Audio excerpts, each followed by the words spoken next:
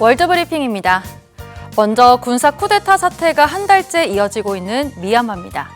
미얀마 군부와 정보부가 미얀마 언론에 군사 정권이라는 용어를 쓰지 말라는 지시를 내렸습니다. 이들은 헌법에 따라 군에 의해 설립된 정부이기 때문에 군사 정권이라고 쓰면 안 된다는 논리를 대고 있습니다. 또 쿠데타 대신 권력 이양으로 바꿀 것을 요구하고 있는데요.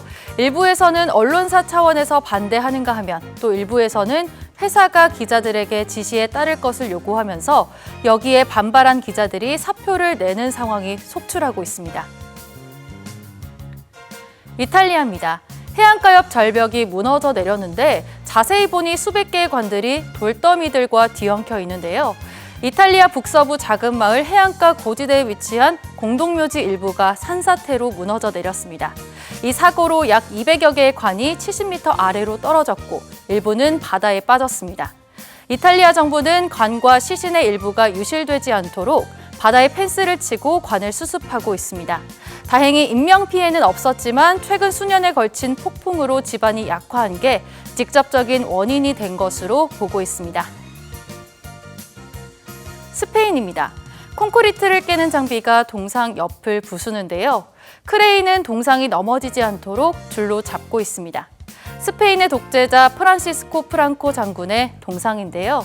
스페인 자치도시 멜리아시가 성문에 세워져 있던 프랑코의 스페인 내 마지막 동상을 철거했습니다. 1978년 프랑코가 사망한 지 3년 만에 세워진 이 동상은 모로코와의 전쟁에서 이긴 것을 기념하기 위해 세웠는데요. 스페인 국민들은 이른바 스페인식 적폐 청산의 한 획이 된 프랑코의 마지막 동상 철거를 일제히 환영하고 나섰습니다. 독일입니다. 보트로프시의 한 전시 공간에 작품들이 전시돼 있는데요. 좁은 공간 안으로 노인들이 흰색 복장을 한 의사들과 함께 들어갑니다. 코로나 백신을 접종받기 위해서인데요. 작품 전시 공간이 코로나 백신 접종 거점으로 탈바꿈한 것입니다. 한 예술가가 낸 아이디어에서 시작됐다고 하는데요. 코로나19 확산으로 박물관이나 미술관을 폐쇄하는 대신 시민들을 위한 백신 접종센터로 탈바꿈한 것입니다. 때문에 시민들은 예술품도 감상할 수 있고 백신 접종도 받을 수 있어 일석이조라고 만족스러워하고 있다네요.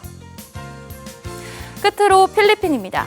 필리핀 정부가 영국과 독일에 보내는 간호사 규모를 더 늘리는 대신 코로나19 백신을 기부받는 계획을 세웠습니다. 필리핀 정부 당국자가 현지 인터뷰에서 영국과 독일이 백신을 기부하는 데 동의하면 의료 인력 송출 제한을 풀 용의가 있다고 밝혔는데요.